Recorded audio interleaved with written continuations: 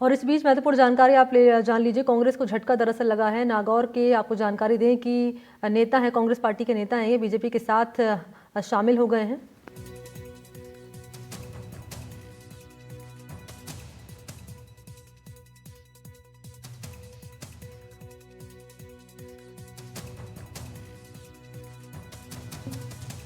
BJP में शामिल हुए हैं न केवल कांग्रेस पार्टी के जो दिग्गज नेता हैं वो, बल्कि जो पदाधिकारी हैं, नेता हैं, इन्होंने पार्टी की मेंबरशिप ले ली है बीजेपी की, और प्रेस कॉन्फ्रेंस बाकायदा कराई गई है, तब पार्टी की जो सदस्यता है वो दिलाई गई है। आपको नज़र आ रहे होंगे इन तस्वीरों में ज्योति मिर्धा हैं, और इसके अलावा मदन राठौड़ हैं, जिनके साथ कांग्रेस पार्टी के जो नेता हुआ करते थे, जो अब बीजेपी के साथ हो चले हैं। बीजेपी का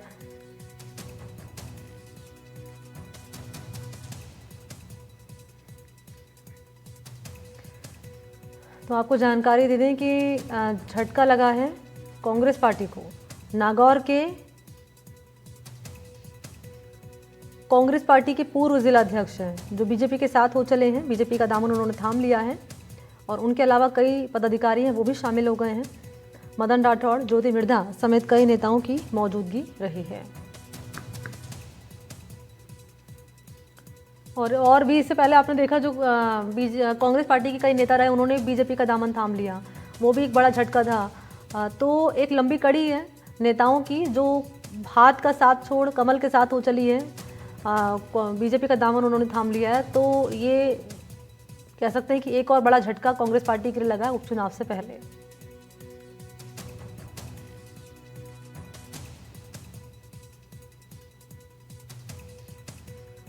तो कांग्रेस के पूर्व जिलाध्यक्ष हैं कांग्रेस पार्टी के, जिन्होंने बीजेपी का दामन थाम लिया है।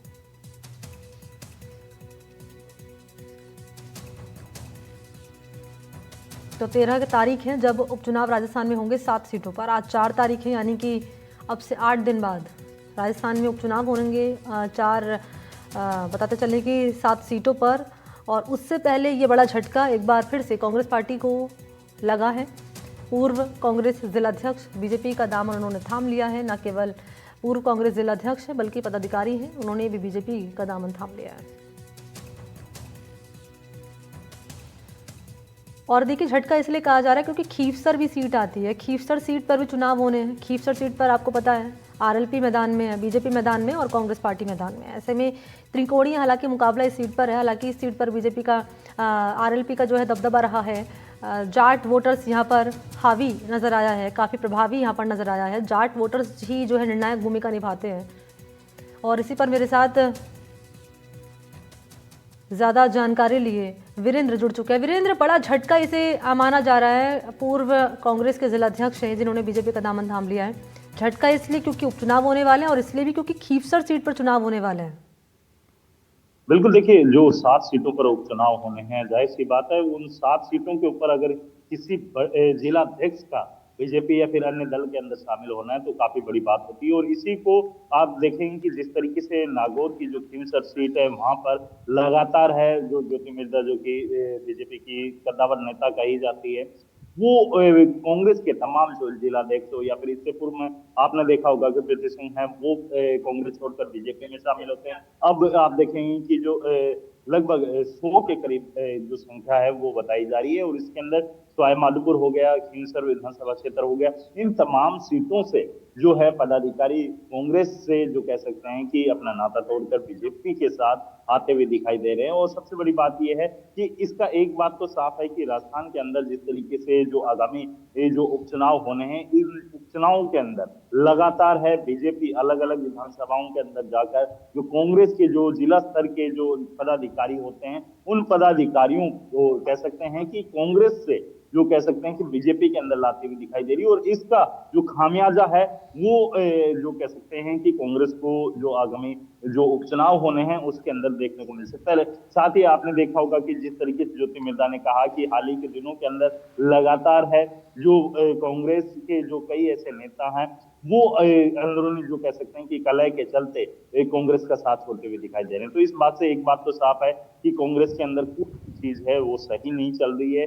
जो दल है या फिर अंदरूनी जो कलह है वो लगातार है कार्यकर्ताओं के ऊपर हावी होती हुई दिखाई दे रही है। और सबसे बड़ी बात यह कि इस चुनाव के अंदर उपचुनाव के अंदर कई बड़े नेता हैं जिनकी साख है वो दांव पे लगी। जब हमारी ज्योति मित्तल जो कि उनसे बातचीत हुई तो उनका यही कहना था कि हनुमान बेनीवाल ने जो कह सकते हैं कि पिछले 2 चुनावों की अगर बात की जाए तो उन्होंने साफ तौर पे हनुमान बेनीवाल के लिए कहा है कि राजस्थान के अंदर जिस तरीके से हनुमान बेनीवाल राजनीति कर रहे हैं वो राजनीति का स्तर नहीं है।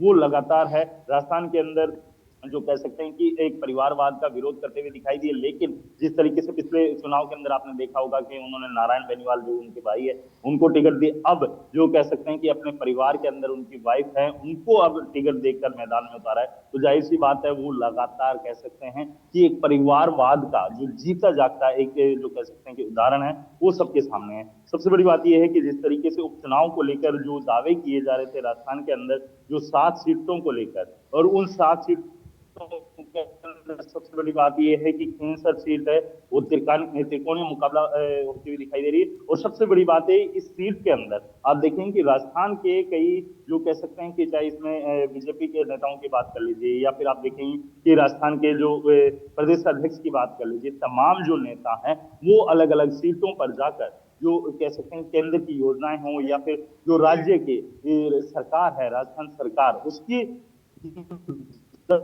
का कार्यकाल रहा है जो 10 महीने का जो कार्यकाल रहा है उस कार्यकाल के दौरान क्या कुछ कार्य हुआ उसी को लेकर राजस्थान के अंदर बीजेपी है वो जनता के बीच में जाती हुई दिखाई दे रही है। और सबसे बड़ी बात अच्छा, यह कि इस कितनी चुनाव के बड़ा अंदर आपने डेंट देखा लगाते होगा हुए नजर आएंगे जो पूर्व जिलाध्यक्ष कांग्रेस पार्टी के नागौर से, ये कितना बड़ा डेंट माना जा रहा है कांग्रेस पार्टी के लिए?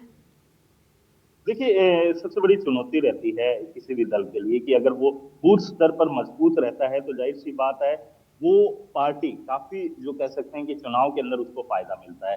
जब आप देखेंगे कि बीजेपी आपने देखा होगा कि बीजेपी अब बूथ स्तर के कार्यकर्ता हो या फिर जिला स्तर के जो कार्यकर्ता होते हैं उनको बीजेपी के अंदर कांग्रेस से तोड़कर बीजेपी के अंदर लेके आया जा रहा है। तो जाहिर सी बात है कांग्रेस जो है नीचे से यानी जो जड़ें होती हैं वो कमजोर होती हुई दिखाई दे रही। हालांकि दावा किया जा रहा है कांग्रेस के प्रदेश अध्यक्ष के द्वारा गोविंद सिंह डोटासरा के द्वारा कि वो राजस्थान के अंदर 7 सीटों पर विजय हासिल करेंगे, लेकिन दावे आपने पूर्व में भी देखा होगा कि दावे हैं वो किए जाते हैं नेताओं के द्वारा लेकिन वो धरे के धरे रह जाते हैं। जनता जब अपने मत का प्रयोग करती है तो जाहिर सी बात है वास्तविकता उसी समय सामने आती है। और अगर मैं खींसर सीट की बात करूं तो खींसर सीट से आपने देखा होगा कि पूरे स्टेज के ऊपर ज्योति मिर्धा और आप देखेंगे कि मदन राठौर जो कि बीजेपी के प्रदेश अध्यक्ष है उनको छोड़ दीजिए और पीछे की अगर आप पंक्ति देखते हैं तो उसके अंदर तमाम जो खींसर विधानसभा क्षेत्र के चाहे जिलाध्यक्ष के बात कर लीजिए या फिर ठीक है, वार्ड स्तर की बात कर लीजिए, पार्षद की बात तो कर बड़ा लीजिए, झटका है ये उपचुनाव से पहले कांग्रेस पार्टी के लिए। पूर्व जिलाध्यक्ष हैं बीजेपी के साथ हो चले हैं। बहुत शुक्रिया आपका तमाम जानकारी के